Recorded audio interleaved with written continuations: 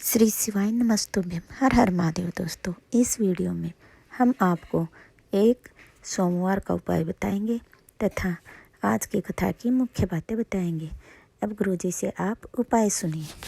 शिव महापुराण तो यहाँ तक कहती है, आपका कोई काम अटक रहा है, कोई काम नहीं हो रहा, बहुत परेशान हो गए, बहुत थक गए, उस काम के लिए सबके हाथ भी जोड़ लिए, सबके पास होकर आ गए, पर वो काम बढ़ ही नहीं रहा, तो निवेदन करते हैं घी के दिए में काली तिल डालकर सोमवार के दिन शंकर जी के मंदिर के सामने तुम रोका जी का नाम लेकर दिया लगाकर देख लिया, नहीं हुआ, उस कार्य को एक बार दिया लगाकर निवेदन कर फिर जाकर देखना, काम आगे बढ़कर ही रहेगा। आप आज की कथा की मुख्य बातें सुनिए। देखते हो भगवान शंकर की कथा में, आप देखते हो शिव महापुराण की कथा में, जब पूरी कथा चलती है बीच में भजन आता है, भजन के बीच में श्री शिवाय नमस्तुभ्यम बोला जाता है। तुम और हम दोनों मिलकर जब श्री शिवाय नमस्तुभ्यम बोलते हैं तो ये समझ लेना कि हमने उस महादेव को एक लिफाफा भेज दिया, जिस लिफाफे में नाम लिखकर भेजा है कि ये परमात्मा हम तुम्हारे नाम का स्मरण कर, उच्चारण कर। एक नाम कीर्तन का एक महत्व है, भगवान की अविरल भक्ति का एक महत्व है।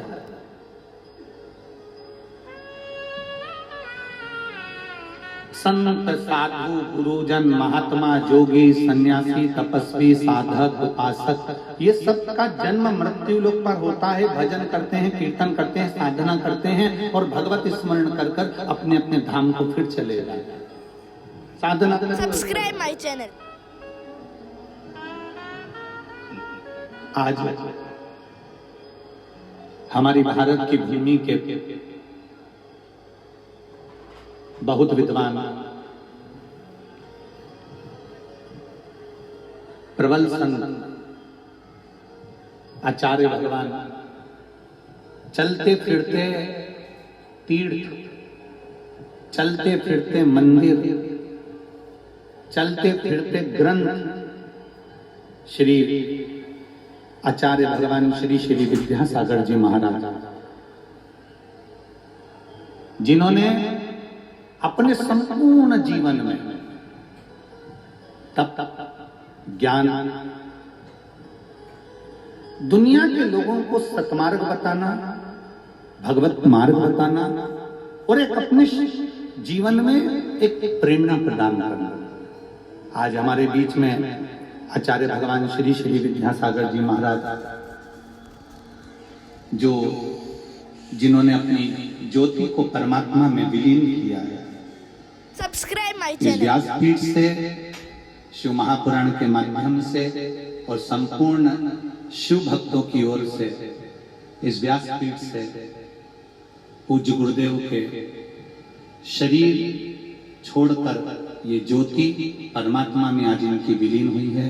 आज इनकी समाधि इन्होंने ली है। ऐसे पूज्य संत श्री श्री विद्यासागर जी महाराज जी को इस पवित्र शिव महापुराण की भव्य आयोजन से सत सत नमन, श्रद्धांजलि और उनके पावन चरणों को नमन नमन नमन।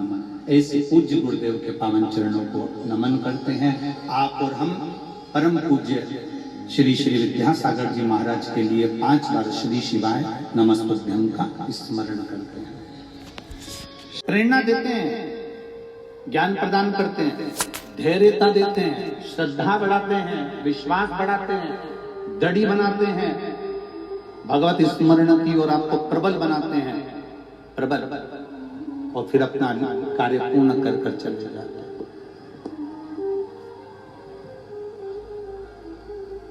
शिव कथा कह रही है, एक गरीबी और एक करीबी, ये बहुत बड़े टीचर हैं, बहुत बड़े शिक्षक, बहुत बड़े शिक्षक, ये हमको प्रेरणा देते रहते हैं।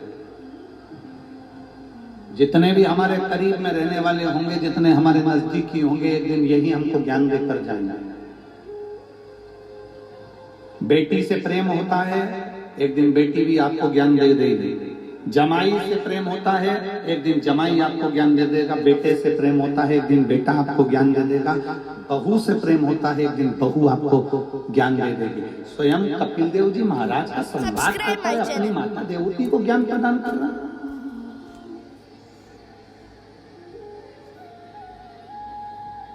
एक बेटा क्या अपने माँ बाप को ज्ञान दे सकता है?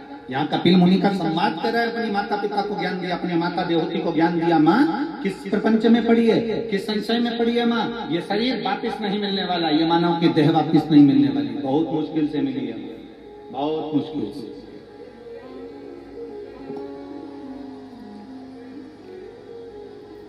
83,99,999 योनियां काटी हैं, तब ये 84,00,000 नंबर की ये मनुष्य की देह पाई है।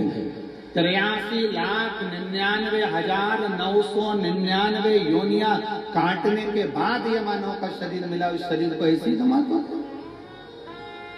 इस शरीर को ऐसी फेंक दो। कर्म अच्छा करते, कर्म अच्छा करिए, श्रेष्ठ कर्म करने का प्रयास करिए। जितना अच्छा कर सकते हो उतना अच्छा करने का प्रयास करिए, जितना अच्छा कर सकते। Subscribe my channel. और मेरे भोले तेरा सहारा है,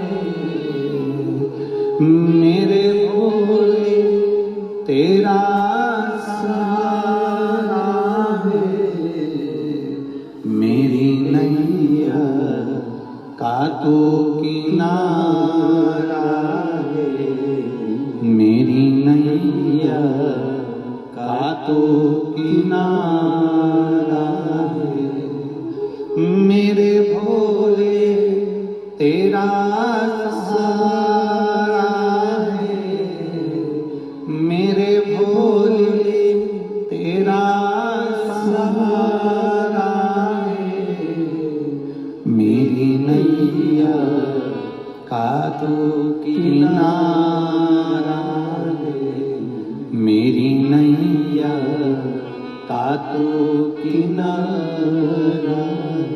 मिला अच्छा कर्म करो। 83,99,999 योनियां काटने के बाद ये 84,00,000 नंबर की यह मानव की देह मिली है। इस मानव की देह को व्यर्थ मत जाने देना। अगर एक लोटा जल तुम शिव जी को समर्पित कर रहे हो तो तुम्हारी जिंदगी कभी बेकार नहीं हो सकती, क्योंकि शंकर को चढ़ाए गए जल का स्पर्श इस शरीर को हो जाता है तो ये शरीर भी पवित्र बन जाता है। अभी पारसमणि, आज कोई सुबह पूछ रहा था, गुरुजी